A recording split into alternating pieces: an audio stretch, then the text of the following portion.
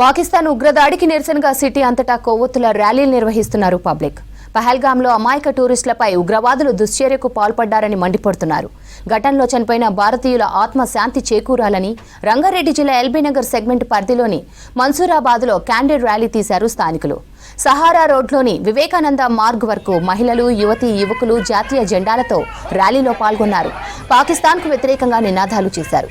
GHMC BJP deputy floor leader Koppula నరసింహారెడ్డితో పలు కాలనీల అధ్యక్షులు ర్యాలీకి సంఘీభావం ప్రకటించారు.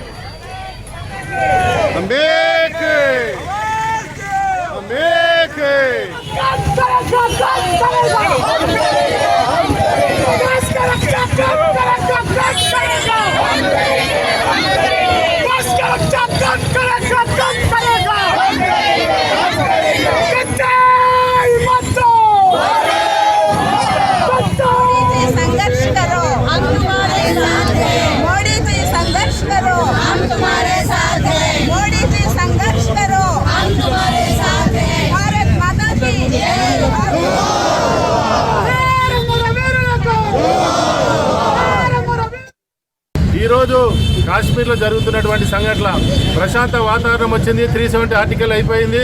అక్కడ ఎక్కడ మళ్ళీ హిందుత్వం కూడా అక్కడ ఎక్కడ పెరుగుతుందో అని చెప్పేసి టూరిస్టులు సంవత్సరానికి 10 లక్షలు వస్తూ ఉన్నారని చెప్పేసి గుళ్ళు పుట్టినటువంటి పాకిస్తాన్ ఏదో విధంగా పహల్గాంలో ఆ కొండ ప్రాంతాన్ని చూజ్ చేసుకొని అక్కడ ఉన్నట్టు పిరికి పందల్లాగా ధైర్యం లేని పిరికి పందాలు సైన్యవస్తులుగా పాకిస్తాన్ ఎప్పుడు కూడా దొంగ దెబ్బ తీసేటటువంటి పరిస్థితి. ఆ టెర్రరిస్టులు కూడా ఈరోజు నిరాశలైనటువంటి వాళ్ళ దగ్గర ఆయుధాలు లేనటువంటి వాళ్ళందరినీ ఒక దగ్గర పోగు చేసి ఇలా ప్రత్యక్షంగా మనం ఉన్నటువంటి భారతదేశంలో కొంతమంది సెక్యులర్ వాదులకు సిగ్గు రావాలి. ఇప్పుడు ఉన్న పరిస్థితులలో మనమందరం కూడా కులాలతోటి పోతే జరగారా నాయన, మనమంతా ఇంట్లోనే పెట్టుకుందాం, కులాన్ని బయటికి వెళ్తే మాత్రం హిందువులం అని చెప్పే విధంగా రావాలని చెప్పేసి దేశం మొత్తం జరుగుతున్నటువంటి ఈ సంతాపాన్ని మొత్తం కూడా తీవ్రంగా అమిత్ షా గారు, నరేంద్ర మోడీ గారు తీవ్ర జవాబు చెప్పాలని చెప్పేసి ఎటువంటి చర్యలు చేపట్టినా ఇలా వాట్సాప్ ద్వారా, ఫేస్బుక్ ద్వారా వాళ్ళకి మద్దతు తెలిసే విధంగా చెప్పాలని చెప్పి, లేకపోతే అక్కడ సెక్యూరిటీ ఏమైంది, ఇంటెలిజెన్స్ ఏమైంది, దొంగ రాజకీయ నాయకులు, ఈ కుల నాయకులు అందరూ కూడా ఇలాంటి వాట్సాప్లు అవన్నీ పెట్టి ప్రజల మైండ్ డైవర్ట్ చేసే విధంగా చేస్తారా? అట్లా కూడా సామాన్య ప్రజలు ఇలా చిన్న పిల్లలు ఈరోజు అక్కడ జరుగుతున్నటువంటి 16వ తారీఖు నాడు పెళ్ళి అయితే ఈరోజు 4 రోజులకే ఒక అమ్మాయి ఆడ భర్త పక్కన కూర్చొని ఏడుస్తుందంటే ఇలా ప్రపంచం అంతా చూస్తూ ఉన్నది. అలాంటి సంఘటనలు జరుగుతున్నాయి. మంచి ఆఫీసర్లను పుట్టన పెట్టుకున్నారు.